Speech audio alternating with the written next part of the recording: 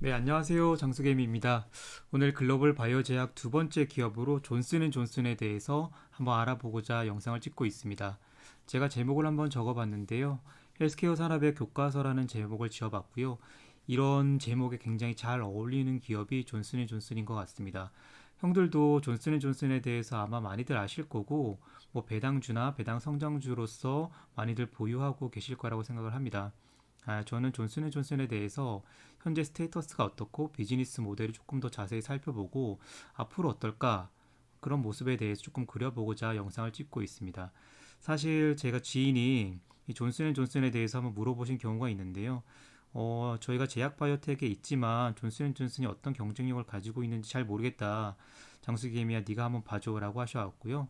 이 레코딩을 하고 있고요. 조금 더 자세히 한번 알아볼게요. 네, 남북전쟁입니다. 존슨앤존슨을 하는데 왜 남북전쟁이야 라고 이해하게 생각할 수가 있는데 이 존슨앤존슨이라는 기업을 이해하고자 하면 이 배경 지식으로 조금 말씀을 드려야 될 것 같아요. 1861년부터 1865년까지 미국에서 내전이 벌어지게 되는데요. 이때 이 로버트 우드 존슨이라는 분이 훗날에 이 존슨앤존슨이라는 기업을 창립하게 되는 분인데 이 10대 시절을 보내게 됩니다.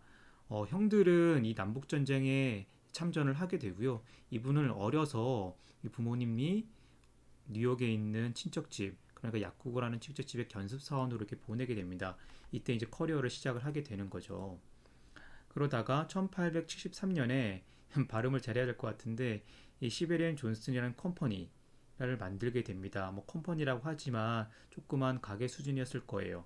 그래서 이때 만들어서 판매했던 제품이 뭐냐면 이 메디케이드 플라스터라는 제품인데 저도 이 당시에 살아보지 않았으니까 이 제품이 구체적으로 어떤 건지는 제가 보지 못했지만 조금 알아보니까 이게 약용 석고를 만들어서 팔았다고 해요. 그러니까 약의 구실을 하는 속고를 이렇게 등이나 이런 아픈 데다 붙여갖고 후끈후끈하게 어떤 진통이나 뭐 소염효과가 있었던 그런 제품을 팔았던 것 같아요. 그게 이제 현대적으로 제가 좀 알아보니까 저희들이 어렸을 때 많이 한 번씩들 다 발라보셨을 것 같은데 이 호랑이 연고 이제 호랑이 연고를 저희가 바르면 뭐 후끈후끈하면서 이 진통 수용 효과가 있잖아요. 이거를 이제 밴드 형식으로 만들어서 팔았던 것 같은데 그 당시로서는 굉장히 혁신적이었고 지금 생각해도 제가 생각해 보더라도 혁신적이었던 것 같아요. 굉장히 이 제품이 잘 팔렸다고 합니다. 그래서 이 회사가 이 성공을 하게 돼요. 근데 여기서 딱 끝났다면 이 존슨앤존슨이라는 기업은 아마 없을 거예요. 이러다가 1876년에 이 로버트 우드 존슨이 아까 그 회사 대표로 이 세계 박람회 필라델피아에서 있었는데 여기에 참석해서 요 분을 만나게 됩니다. 요 분이 굉장히 중요한 분인데 이 조지프 리스터라는 외과 선생님이시거든요.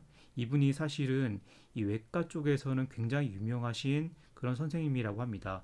이분이 어떤 일을 했냐면 이 역사상 처음으로 이 무균 수술법을 도입을 해갖고 외과 수술에 혁명을 가져온 장본인이라고 합니다. 이게 왜 중요하냐라고 하면 제가 아까 전 남북전쟁부터 말씀을 드려야 된다고 했잖아요. 이 이후로 당시의 상황을 한번 묘사하고 있는 사진들인데요. 자, 보시면 이 응급으로 외상 환자가 생겼죠. 이게 전쟁이 났으니까 옆에 보시면 외과 수술을 하고 계세요. 보시면 아시겠지만 이 그림을 보더라도 일단 이분들이 별로 깨끗하지 않아요. 옷도 깨끗하지 않고 보시는 것처럼 손도 깨끗하지 않습니다. 여기도 마찬가지지만 조금 나아진 상황 같지만 이분들도 옷도 그냥 평상복이고 손도 깨끗한지 안 깨끗한지 일단 잘 모르겠어요. 이 어떤 상황이냐면 이 더러운 손과 멸균이 안 된 수술 도구를 사용해서 이 당시 수술 환자들의 절반이 수술하고 나서 이 돌아가셨다고 합니다. 그래서 이 조지프 리스터라는 박사님이 어떤 일을 했냐면 석탄산을 이용해 갖고 처음으로 멸균된 제품, 멸균된 수술 도구를 사용해 갖고 이 사망률에 확 낮췄다는 거죠. 그러니까 환자가 이 멸균 안 된 수술 도구나 손 등으로 인해서 감염이 발생된다는 거를 이거를 연구하셔갖고 발견한 다음에 이 감염 발생률을 확 떨어뜨린 거죠. 여기에서 굉장히 감명을 로버트 우드 존슨이 받습니다. 그래서 이게 의학의 미래다. 저 조지프 리스터라는 박사님이 얘기하는 저게 앞으로 이 의학의 미래가 될 거다라고 영감을 받아서 드디어 네, 존슨앤존슨을 두 형제 동생들과 창립을 하게 됩니다. 그래서 보시는 것처럼 이게 그 당시 제품이었던 것 같은데 지금은 뭐 아무렇지만 말도 안 되는 너무나 당연한 이게 거즈들 아주 깨끗한 거즈나 붕대 이런 거를 본격적으로 인더스트리 레벨에서 이제 만들기 시작하는 거죠. 처음으로 거즈와 봉합사, 수처죠. 여튼 이 수술에 쓰이는 멸균 제품을 이 키트로 만들어서 판매해서 드디어 대성공을 거두게 됩니다. 자, 제가 여기까지 이걸 왜 말씀드렸냐 하면 사실 존슨앤존슨이라는 기업은 이게 보시는 것처럼 이게 사실 어떻게 보면 굉장히 의료 쪽에서는 필수 소비재, 필수 소모품이잖아요. 사실 존슨앤존슨은 이 의약품 자체로 시작한 것이 아니라 의료계에서 필수적으로 사용하고 필수적으로 소비되는 그런 제품들을 가지고 처음으로 시작했던 회사거든요. 그러니까 지금도 존슨앤존슨은 메디컬 디바이스가 있지만 굉장히 소비재 위주로 의료 소비재 위주로 시작을 했던 회사라고 역사적인 배경으로 알고 계시면 되게 이 존슨앤존슨이라는 기업을 이해하시는데 좋을 것 같아요.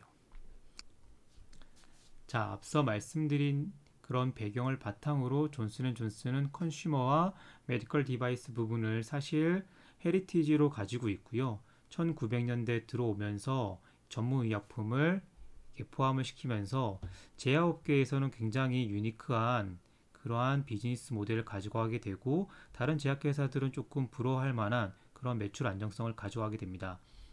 2019년 실적에 대해서 말씀을 드리도록 할게요. 그리고 조금 더 자세히 한번 알아보도록 하겠습니다. 제가 원화로 다 계산해 놨는데요. 거의 100조에 달하는 매출을 올렸고요. 이 사업부별로 조금 쪼개 보도록 하겠습니다. 네. 첫 번째는 이제 컨슈머인데요. 16조 한 9천억 정도를 팔았고 전체 매출에서는 17% 정도의 포션을 가지고 있어요. 여기서 대표적인 거는 이 뷰티와 OTC인데요. 이 뷰티 같은 경우에는 뉴트로지나를 대표되는 미용 제품들을 포함을 하고 있고요. 이 OTC는 다들 아시고 네, 많이들 되게 드셔보시기도 했겠지만 뭐 타이레놀 같은 것도 있고 지르텍 같은 그런 제품들도 있습니다. 사실 이렇게 여러 가지를 써놨는데 제가 이걸 한 줄로 요약해 놨습니다. 이 존슨앤존슨에 있어서 이 컨슈머 요 파트는 결국 캐시카우 역할을 하고 있고 다른 제약회사들이 굉장히 부러워할 만한 그런 모델이라고 말씀을 드릴 수가 있습니다. 다만 이 우려스러운 점이 있는데 그 부분에 대해서는 뒤에 한 번 더 말씀을 드릴게요. 자, 중요한 사업 부분은 여기 전문의약품 사업 부분이죠. 이 51조 정도 되는 매출을 올렸고요. 그 전체 포션에서는 51% 정도 절반을 점유하고 있습니다. 전문의약품에서 좀 주요하게 봐야 될 섹터는 이 항암제 섹터, 그리고 심혈관계 섹터, 그리고 이뮤놀로지, 그 면역 관련 그런 섹터인데요. 뒤에 여기 많이 써놨지만 제가 조금 더 자세하게 설명을 뒤에서 드리도록 하겠습니다. 자, 어떤 제품을 주목해야 될까라고 했을 때는 존슨앤존슨이 사실 컨퍼런스 콜에서 이렇게 발표된 자료인데 이 제품들에 대해서 조금 말하고 싶은 거잖아요. 그리고 이 스텔라라 맨 앞에 써놨으니까 굉장히 중요한 제품이겠죠. 이거에 대해서 제가 뒤에 구체적으로 다시 또 한번 말씀을 드릴게요. 자, 여기서부터가 조금 머리가 아플 수 있는데 그래도 우리가 존슨앤존슨에 대해서 투자를 오랫동안 하려면 조금 알고는 있어야 될 부분입니다. 자, 면역 관련 제품인데요. 레미케이드는 많이 들어보셨죠? 뭐 레미케이드, 휴미라, 엠브렐은 TNF 알파 제제로서 굉장히 높은 매출을 올리고 있는 제품인데 이 레미케이드가 이제 바이오시밀러가 출시를 했죠. 바이오시밀러가 벌써 2016년에 출시를 해서 미국에서 본격적으로 매출이 빠지기 시작하는데 보시면 2018년 대비해서 2019년에 17.8% 정도의 매출이 빠지게 됩니다. 사실 근데 이게 조 단위 매출이니까 거의 조 단위 매출이 빠지는 거라서 이걸 어떻게 할 거냐라고 했을 때 사실 이 페이턴트가 풀리기 전에 후속작으로 레미케이드 후속작으로 이 심포니를 만들어냈는데 사실 심포니 매출을 보면 이 매출 볼륨 증가율이 그로스가 5%밖에 되지 않아요. 그러니까 생각보다 레미케이드 세일즈가 빠지는 거에 비교해서 후속작인 심포니의 매출이 그렇게 빠르게 올라가지는 않습니다. 그 얘기인 즉슨 이 처방 시장에 있어서 이러한 면역 제품들이 굉장히 많은 경쟁을 겪고 있다라고 생각하시면 될 것 같아요. 그러니까 다른 제품들은 휴미라, 뭐 엠브레도 있고 바이오시밀러도 있고 새로 나오는 계열의 뭐 예를 들면 인터루킨 계열의 그런 약품들이 있기 때문에 경쟁이 심해져서 생각보다 여기서 매출을 많이 가져오지는 못한다라는 것을 저희 투자자들이 잘 알고 있어야 됩니다. 자, 그러면 어디서 매출을 갖고 올 거냐라고 했을 때 이 스텔라라랑 이 트램피어를 이 면역 관련 제품에서는 조금 주목해서 보셔야 됩니다. 스텔라라 같은 경우에는 판상 건선이나 뭐 건선설 관절염에 쓰고 있는 약제인데 이 보시면 매출의 그로스가 23.4%예요. 전년 대비해서. 근데 매출 금액을 보시면 굉장히 지금 뭐 이거 7조가 넘어가는 금액이죠. 이 스텔라라 후속 제품이 트램피어인데 보시면 이 트램피어가 세일즈 볼륨이 증가하면 칼리브레이션 때문이라도 이 스텔라라의 세일즈가 조금 줄어야 되는데 보시면 트램피어가 굉장히 고속 성장을 하고 있습니다. 그런데 스텔라라도 같이 굉장히 견조한 성장을 잘 하고 있죠. 이 얘기인즉슨 이 건선 시장에서 이 인터루킨이라는 이 클래스가 굉장히 지금 많이 쓰이고 있는데 사실상 시장 지배자가 얘네들이라고 보시면 될 것 같아요. 릴리라는 회사의 탈취라는 제품도 있고 노바티스의 코센틱스라는 제품도 있는데 이런 어떤 매출 볼륨으로 봤을 때는 조금 비교가 조금 안 될 수 있을 것 같기도 합니다. 그리고 최근에 우리가 코로나 때문에라도 조금 많이 이슈가 되고 있는데 이 감염 질환들 특히 HIV로 대표되는 이 감염 질환에 있어서 이 세일즈가 굉장히 견조합니다. 다만 이 약들이 약간 올드 패션이라서 아주 브릴리언트하게 높은 성장을 보일 수 있는 건 아니고 또 한 가지 더 말씀을 드리면 이 HIV 시장은 이제 길리어드 사이언스의 제품들이 원체 좋기 때문에 사실상 길리어드 사이언스 쪽으로 넘어간다라고 보시면 되는데 이 매출 자체가 급격하게 빠질 그런 위험은 없습니다. 자, 그러면 여기서 우리가 좀 주목해 봐야 될 거는 에스텔라라랑 트램피어를 이 면역 관련 제품들에서는 조금 주목해 봐야 된다라고 말씀을 드릴 수가 있을 것 같아요. 자, 다음 이 항암제에 대해서 말씀을 드려야 되는데 그 전에 이 뉴로사이언스 신경계 쪽의 제품을 좀 말씀을 드릴게요. 조현병 제품들이 좀 많이 있는데 이 제품들도 보시면 사실 세일즈가 그래도 아주 성장을 하고 안 하고 있는 건 아니죠. 어느 정도 성장을 하고 있고 이 매출 볼륨도 거의 지금 한 7조가 넘어가는 금액이죠. 이 7조가 넘어가는 금액을 지금 하고 있기 때문에 사실 전통적으로 굉장히 유명한 의약품들인데 이 세일즈가 아직까지 견조하게 계속 유지가 되고 있고 이 정도 아주 높은 성장률은 아니지만 그렇다고 아주 많이 빠지지 않는다라고 생각을 하고 계시면 될 것 같아요. 중요한 거는 항암제인데 이 다잘렉스와 임브루비크가 있습니다. 이 다잘렉스 같은 경우에는 혈액암의 일종인 그 다발골수종에 쓰는 치료제인데 이 약의 성장률이 굉장히 높습니다. 보시면 지금 뭐 48% 전년 대비하고 있는데 이 조단위 매출인 의약품에 있어서 이 정도 성장률은 굉장히 빠른 성장률이고요. 이게 지금 20억 달러, 거의 30억 달러에 달하고 있는데 2025년까지 적어도 이게 50억 달러에서 70억 달러 사이를 찍을 거라고 저희가 지금 예측을 하고 있고요. 임브루비카 같은 경우에는 앞서 말씀드린 대로 다발골수종과는 다르게 만성 림프구성 백혈병에 쓰고 있는 약인데 이 약은 사실 필드에서 계신 분들은 많이 아시겠는데 임브루비카가 사실 굉장히 복약 편의성에 있어서 굉장히 뛰어난 약입니다. 그래서 앞으로 이 CLL 시장에서 굉장히 많이 팔리고 지금도 많이 팔리지만 앞으로 굉장히 많이 팔려서 2025년에는 10조 이상 팔릴 거라고 예상을 하고 있어요. 에브비와 공동 판매를 하고 있기 때문에 영업력도 굉장히 뛰어나고 그래서 이 약은 앞으로 굉장히 얀센의 세일즈를 이끌어 가는데도 굉장히 중요한 약이다라고 말씀을 드릴 수가 있습니다. 그런데 이 자이티가 같은 경우에는 사실은 매출이 많이 좀 빠지고 있는 상황이거든요. 이 자이티 같은 경우에는 앞서 제가 화이자 영상에서 말씀드렸지만 엑스타니가 굉장히 잘 나가고 있고 신약들이 출시가 하고 있어서 사실 이 자이티가 매출은 조금씩 계속 빠지고 20%면 적게 빠지는 건 아니죠. 그러니까 좀 계속 빠질 거다라고 생각을 하시면 되는데 다행인 거는 이 얼리다라는 제품이 있죠. 이 얼리다라는 제품이 이 자이티가의 후속약이라고 보시면 되고 그리고 2023년에서 25년 사이에 매출이 한 1조에서 2조 정도 사이 정도 올릴 거다라고 보기 때문에 이 자이티가 세일즈가 빠지는 거에 대해서 많이 보충해 줄 거라고 저희가 예상을 할 수가 있습니다. 자, 그리고 PHCV인데요. 폐동맥 고혈압 시장은 사실 굉장히 특수한 시장이고 여기에서 활동을 하고 있는 회사들이 그렇게 많지 않습니다. 세일즈 측면에서도 이 정도 세일즈는 되게 사실은 높은 세일즈라고 말씀을 드릴 수가 있고요. 이게 아주 높은 성장률을 보이고 있지는 않지만 그래도 거의 3조 정도, 3조 넘는 이 세일즈를 올리고 있는데 이 정도 세일즈를 유지하고 있는 게 굉장히 존슨앤존슨 입장에서는 굉장히 고마운 이 세일즈 에어리어라고 말씀을 드릴 수가 있을 것 같아요. 다만 이 CV에 있어서는 이 자렐토가 문제인데 보시면 생각보다 세일즈 로스가 지금 심하게 생기고 있죠. 매출 볼륨은 굉장히 큰데 세일즈가 빠지고 있기 때문에 조금 우려가 있습니다. 사실 이 자렐토 같은 경우에는 이 항응고제인데 경쟁품들이 지금 굉장히 글로벌에서 잘 나가고 있고 한국에서도 굉장히 지금 다른 경쟁품들이 더 세일즈가 잘 되고 있는 상황입니다. 대표적으로는 화이자에서 지금 세일즈하고 있는 엘리키스라고 말씀드릴 수가 있고 그리고 다이치 상큐에서 팔고 있는 뭐 릭시아나도 지금 되게 잘 되고 있는데 생각보다 자이렐토 세일즈가 조금 부진하고 앞으로도 조금 빠질 거다라고 기본적으로 생각을 하고 계시면 좋을 것 같습니다.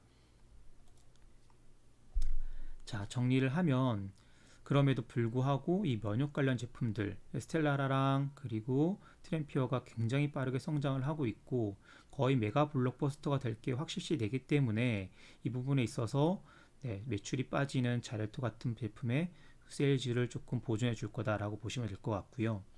혈액암 제품 두 종이 있었는데 이 제품들도 메가 블록버스터가 될 확률이 굉장히 높고 지금 벌써 그럴 징후를 보이고 있죠. 그리고 후속으로 나올 어떤 전립선암 치료제도 있기 때문에 자이티가가 빠지는 거에 대해서 조금 보충해 줄 수 있는 가능성이 크고 마지막으로 그 미드필더 역할을 하고 있는 뭐 뉴로사이언스나 아니면 폐동맥 고혈압이나 이런 제품들은 지속적으로 매출을 올려주고 아주 높은 성장률을 보이진 않지만 회사의 매출에 기여를 할 거다라고 생각을 해주시면 될 것 같아요. 제가 파이프라인도 좀 살펴봤는데 이 발버사 같은 경우에는 지금 출시를 했는데 처방하는 데 있어서 조금 어려운 부분도 있고 아직까지 인디케이션을 추가하는 데 있어서 좀 활발하게 하고 있는데 매출 볼륨은 앞으로 좀 봐야 될 것 같습니다. 에스퍼라바트도 지금 이 약은 출시는 했지만 사실 이 약을 처방하는 데 있어서 좀 까다로운 부분이 있습니다. 그래서 제가 쭉 살펴봤더니 이 신약은 사실 신약이 나와봐야지 아는 거고 이 매출도 신약이 나와서 실제 시장에서 어떻게 평가받는지에 따라서 많이 다르기 때문에 조금 어, 나중을 두고 봐야 될 것 같은데 생각보다 파이프라인은 존슨앤존슨이 조금 보충이 필요하지 않나 그런 생각이 많이 들고 아마 회사에서도 그런 부분에 대해서는 알고 있기 때문에 준비를 잘 하리라고 생각을 합니다. 자, 그리고 마지막으로 메디컬 디바이스에 대해서 말씀을 드리도록 할게요. 여러 부분에서 강점을 가지고 있습니다. 특히나 최근에는 역시나 정형외과 부분에서 굉장히 성장을 좀 잘 하고 있고 토탈리 리플레이스먼트에서는 존슨앤존슨 메디칼이 굉장히 강점을 가지고 있고 최근에는 사실 이 힙파트에서도 되게 새로운 신제품을 출시하면서 시장 성장을 좀 드라이브할 수 있는 측면이 가지고 있습니다. 이 문제는 서저리인데 여기 오른쪽 보면 우리가 이렇게 잘했다라고 써져 있는데 사실 숫자적인 측면에 있어서는 확실히 조금 문제가 있습니다. 역시 문제는 제가 그래 서저리 파트라고 적어놨는데요. 이 제품들을 조금 더 자세하게 보시면 존슨앤존슨 메디칼 같은 경우에 메디컬 디바이스 이 디비전은 메드트로닉이라는 회사가 있는데 이 메드트로닉을 제외하고는 거의 만물상 수준이에요. 그러니까 거의 뭐 없는 것 빼고는 다 있는 거죠.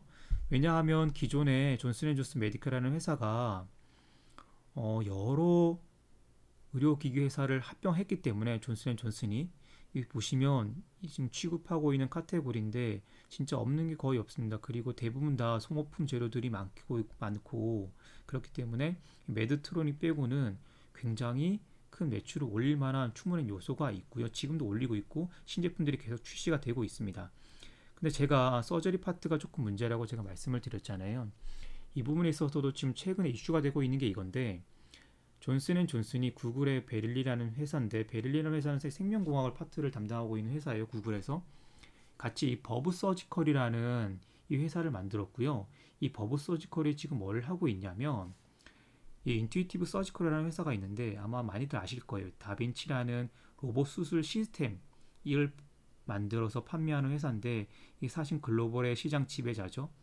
이거에 대항해서 이 로봇 수술 시스템을 지금 만들었고 이제 5월 달에 아마 본격적으로 컨퍼런스 콜을 통해서 이 버브 서지컬에서 만들었던 제품을 선보일 예정인 것 같아요. 그래서 최근 보시면 구글의 자녀 지분까지 인수하면서 본격적으로 시장이 런치할 준비를 하고 있습니다. 이 서저리 파트가 문제였는데 이 버브 서지컬에서 나오는 제품을 가지고 존슨앤존슨이 어디까지 지금 매출을 할 수 있을까가 사실은 이 존슨앤존슨의 어떤 시장 가치를 높일 수 있는데 굉장히 결정적인 또 역할을 할 수 있는 그런 팩트라고 말씀을 드릴 수가 있을 것 같습니다. 자, 형들 이제 거의 다 왔습니다. 그러면 이 손익계산서랑 현금 흐름표를 한번 볼게요. 형들 제약 바이오텍에 투자를 할 때 제가 큰 팁을 하나 좀 드리면 가장 중요한 숫자는 뭐냐면 제약 바이오에서 매출액입니다. 왜 매출액이냐? 신약 개발 회사 같은 경우에 신약을 개발한 다음에 시장에서 많이 팔려면 많이 팔수록 매출이 늘어나겠죠?